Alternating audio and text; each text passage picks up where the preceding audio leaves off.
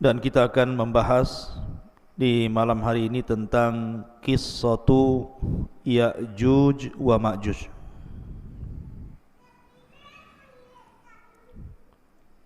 Artinya malam ini kita akan membahas satu tanda dari tanda-tanda kiamat besar. Siapa Ya'juj dan Ma'juj itu? Kemudian kapan keluarnya? Kemudian kalau keluar apa yang akan dilakukannya? Kemudian bagaimana cara menghadapinya dan juga bagaimana wafatnya? Ini yang kita akan bahas 1 jam ke depan. Di dalam surah Al-Kahfi dicantumkan di dalam ayat yang ke-92 dan seterusnya. Allah Subhanahu wa taala berfirman, hatta idza balagas baina saddaini wajada min dunihima qauman la yakaduna yafqahuna qawla. Ketika Dzulqarnain sampai di antara dua gunung, didapatinya di belakang kedua gunung itu ada sebuah kaum yang hampir-hampir Dzulqarnain tidak mampu memahami bahasa mereka. Jadi Raja Dzulqarnain ini satu di antara 4 raja yang menguasai dunia, yang 2 mukmin dan 2 kafir. Adapun yang mukmin yang paling luas kekuasaannya siapa? Nabi Allah Sulaiman. Itu yang paling luas kekuasaannya. Karena kekuasaan Sulaiman bukan bagi bangsa manusia saja, bangsa jin pun dikuasai dia. Baru orang nomor 2 ya Dzulqarnain. Itulah raja yang mukmin, yang beriman kepada Allah, yang sebagian besar dunia dikuasainya. Baru setelah itu yang 2 kafir, Namrud dan Bukhtun Nasr. Lah Dzulqarnain ini menurut riwayat Abdullah ibn Abbas radhiyallahu anhuma keliling dunia sampai menghabiskan waktu 500 tahun lamanya. Sampai suatu ketika Dzulqarnain ini mengarah ke sebuah arah, maka dia kemudian sampai di antara 2 gunung. Lah di balik 2 gunung itu ada sebuah kaum. Masalahnya kaum itu tidak bisa diajak bicara. Kalaupun mereka bisa diajak bicara, Dzulqarnain tidak paham maksudnya. Karena Dzulqarnain baru sampai di tempat itu. Tetapi bagaimanapun Allah Subhanahu wa taala berikan kemampuan kepada Dzulqarnain itu, summa atba'a sababa. Jadi Dzulqarnain itu diberikan oleh Allah kemampuan untuk memahami apa yang menjadi sulit bagi dia menjadi mudah. Akhirnya diriwayatkan Dzulqarnain mempersiapkan 10 penerjemah. Yang satu penerjemah ke penerjemah yang lainnya itu beda bahasa.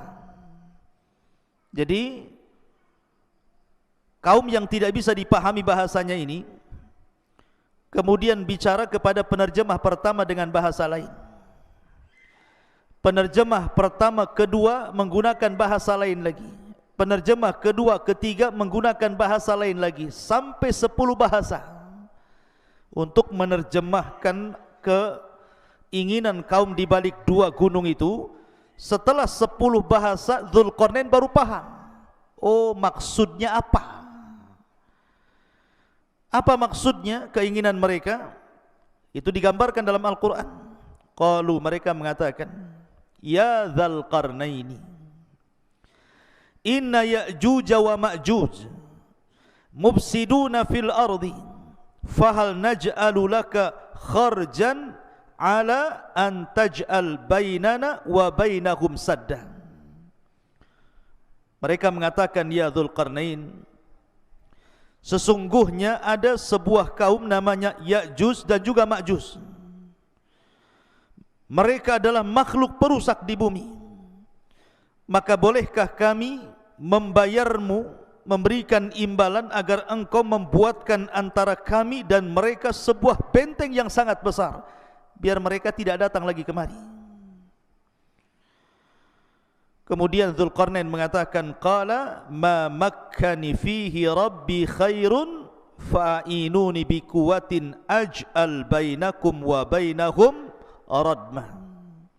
Maka Dzulqarnain berkata, apa yang telah Allah anugerahkan kepadaku jauh lebih baik dibandingkan imbalan kalian.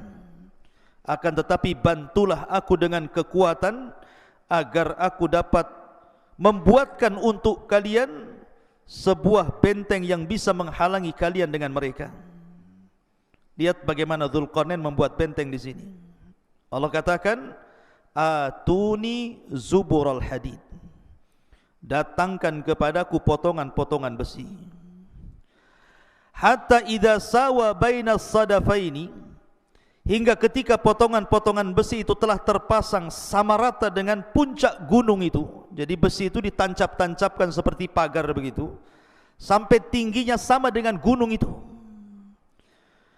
Kemudian kata Dzulqarnain, qala khfuhu hatta idza ja'alahu naran qala atuni ufrig alaihi qatran famastata'u an yadharu wa mastata'u lahu naqbah. Maka Dzulqarnain berkata, tiupkanlah hingga ketika besi itu sudah menjadi merah karena terbakar api. Maka dia mengatakan, berilah aku agar kutuangkan ke atas besi itu tembaga yang sangat mendidih, maka mereka Ya'juj dan Ma'juj tidak dapat mendakinya dan tidak dapat pula melubanginya. Menunjukkan bahwa ini kekuatan yang Allah subhanahu wa ta'ala anugerahkan kepada Dzulqarnain. Dari sini terjadi perselisihan ulama.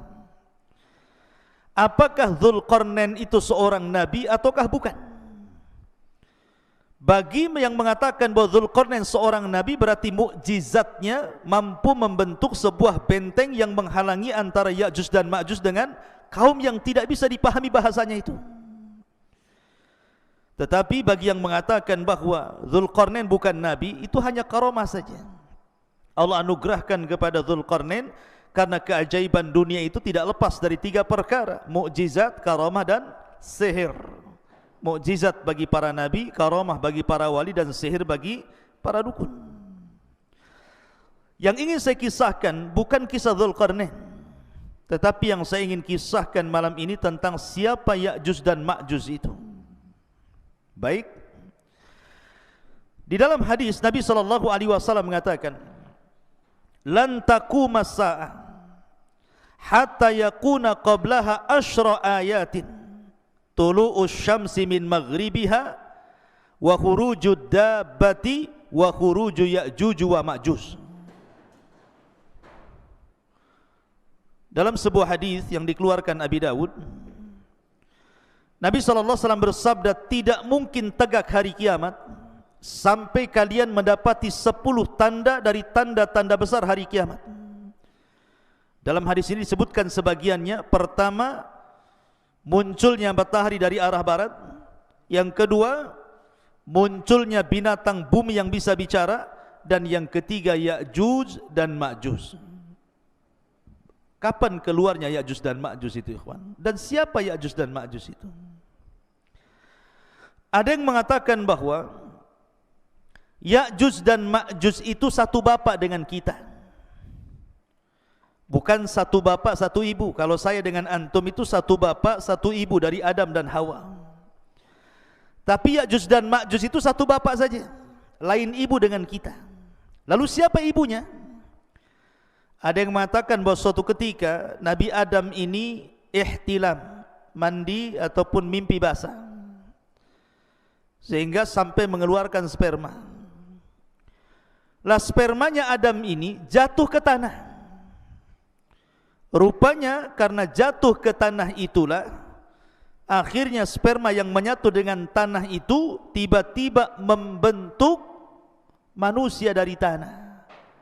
Itulah yang disebut dengan Ya'juj dan Ma'juj. Jadi bapaknya Adam, ibunya tanah.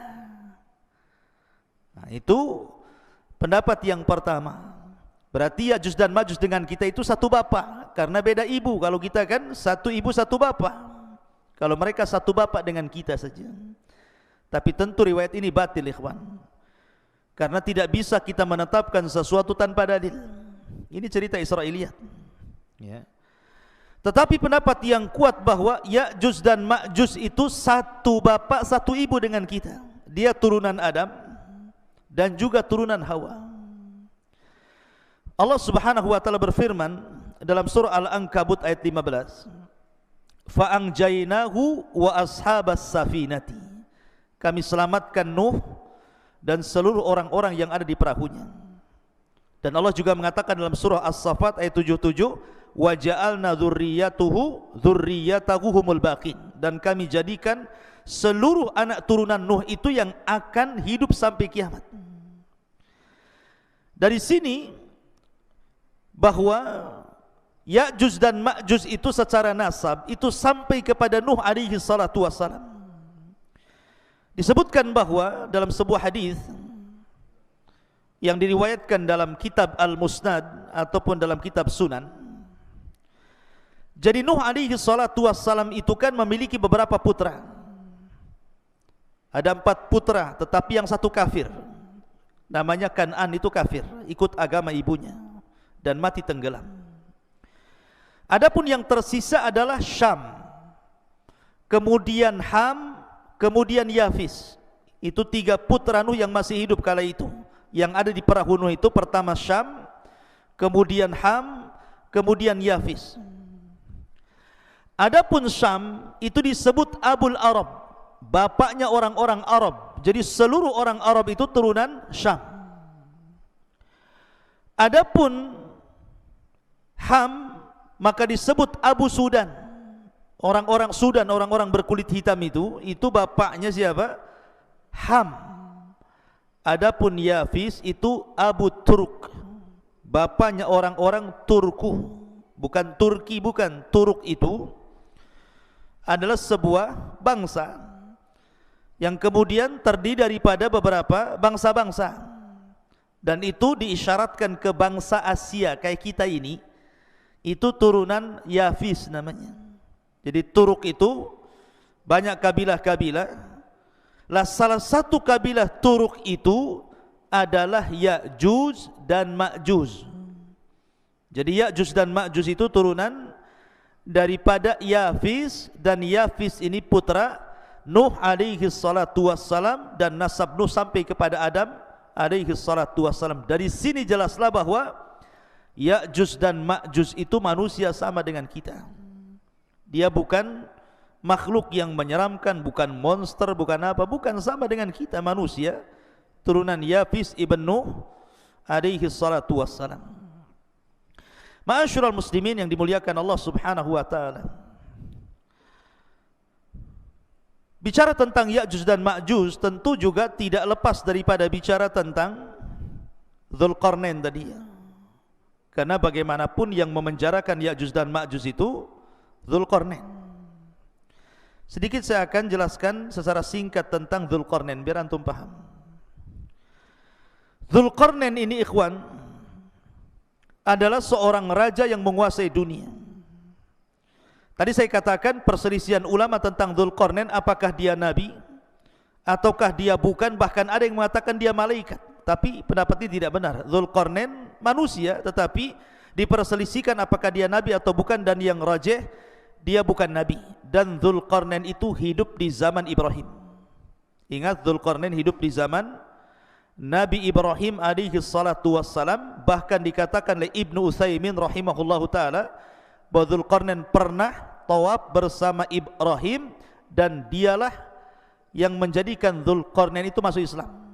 Jadi yang mendakwahkan dakwah tauhid kepada Dzulqarnain itu Nabi Ibrahim, sampai akhirnya Dzulqarnain masuk Islam, kemudian menjadi raja dunia, dan dia pernah tawaf bersama Nabi Ibrahim alaihi salatu wassalam.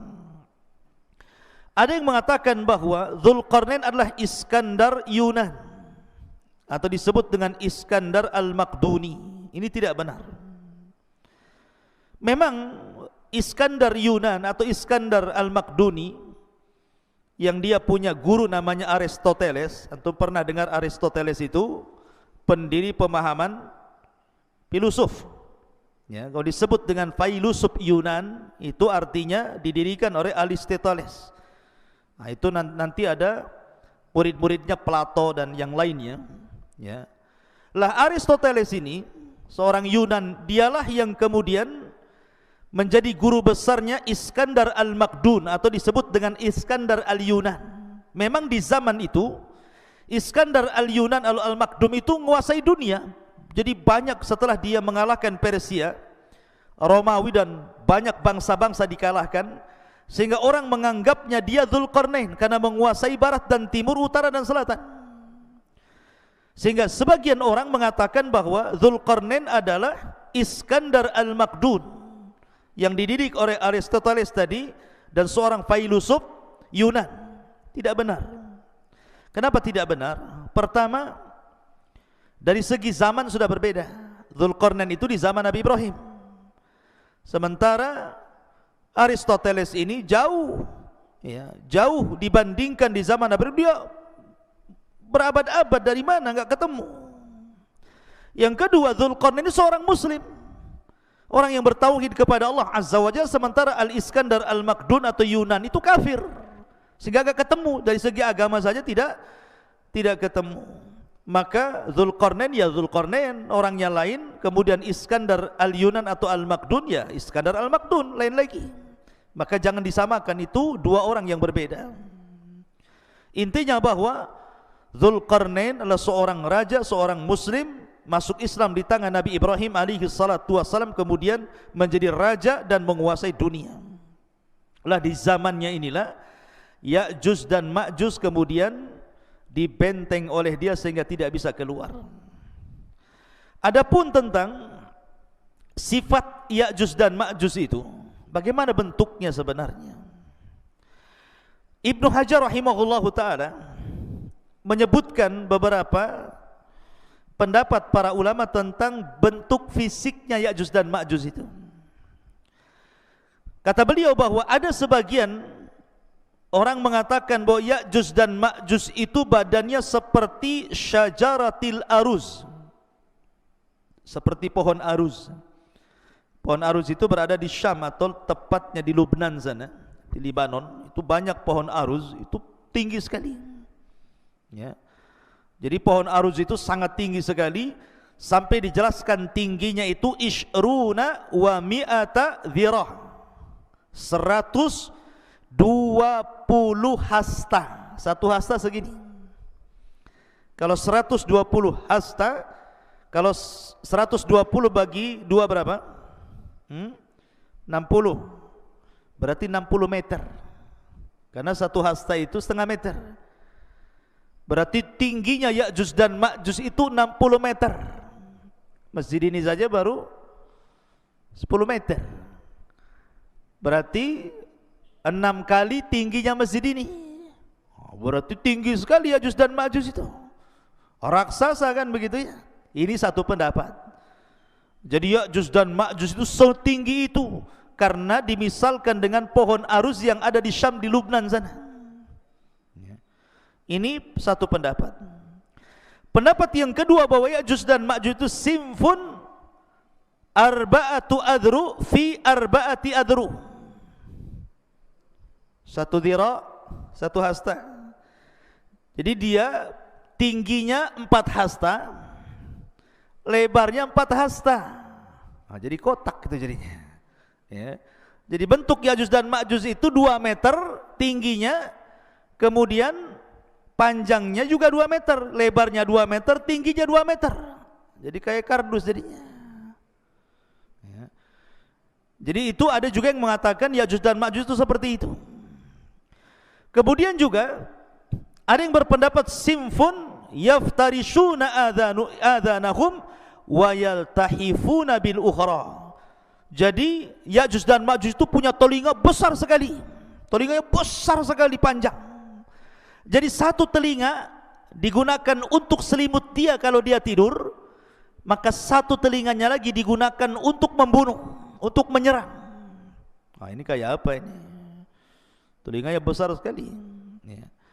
Kemudian juga ada yang mengatakan bahwa Ya'juj dan Ma'juj itu tuluhum shibrun aw shibraini wa atwaluhum salasata ashbar. Paling tinggi 3 jengkal segini. Nah, seginilah, segini. Ada juga yang 2 jengkal, ada juga 1 jengkal segini. Tingginya itu. Berarti manusia kerdil. Tapi sekali lagi ini hanya pendapat. Tidak didasari dalil-dalil sama sekali, ini hanya dinukilkan dari kisah Israiliyat. Jadi Al-Hafidh Ibnu Hajar menukilkan pendapat tentang bentuk Ya'juj dan Ma'juj ini adalah semuanya riwayat dhaifah, tidak ada yang sahih. Lalu yang sahih seperti apa? Yang sahih diriwayatkan dalam sebuah hadis dari Ibnu Harmalah, dari bibinya yang diriwayatkan oleh Imam Ahmad dalam musnadnya. Ini bentuk fisik asli yang sahih ini. Disebutkan dalam sebuah hadis, khataba Rasul sallallahu alaihi wasallam wa huwa asibu isba'ahu min ladghati aqrabin. Rasul sallallahu alaihi wasallam berkhutbah dalam keadaan jarinya tersengat kalajengking. Kemudian beliau mengatakan, innakum taquluna la aduwa wa innakum la tazaluna tuqatiluna aduwan hatta ya'tiya Ya'juj wa Ma'juj iradul wujuh sigharul uyun syuhbus syi'af min kulli hadhabin yansilun ka'anna wujuhahum al-mujanal mutraqatu.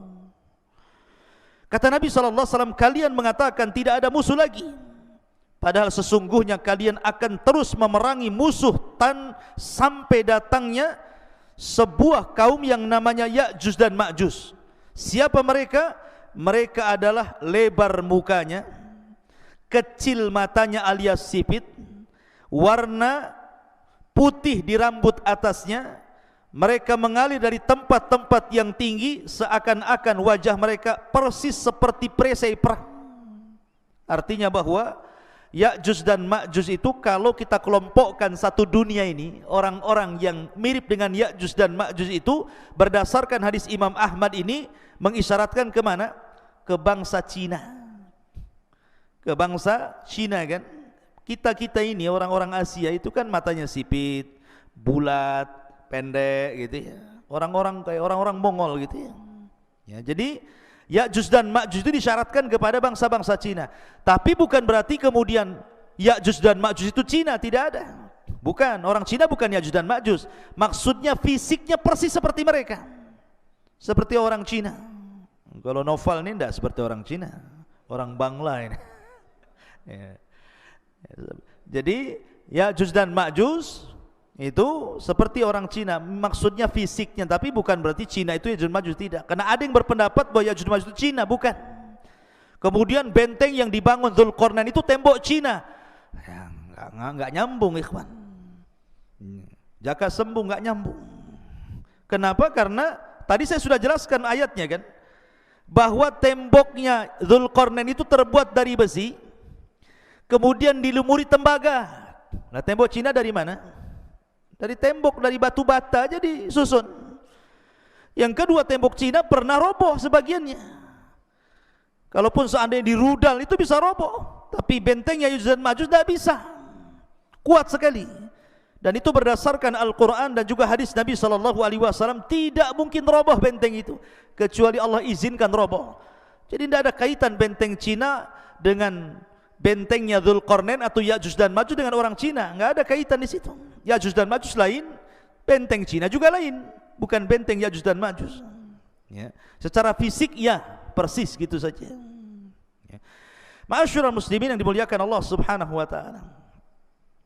Kemudian dari segi jumlah mereka kan sekarang terkurung ikhwan, karena ada yang mengatakan di balik benteng ini di mana? Apakah dalam tanah, di gua-gua, di gorong-gorong gitu ya, atau di dalam dasar lautan atau di atas bumi, wallahu alam. Tetapi lihat bagaimana Allah Subhanahu wa taala gambarkan betapa banyaknya mereka.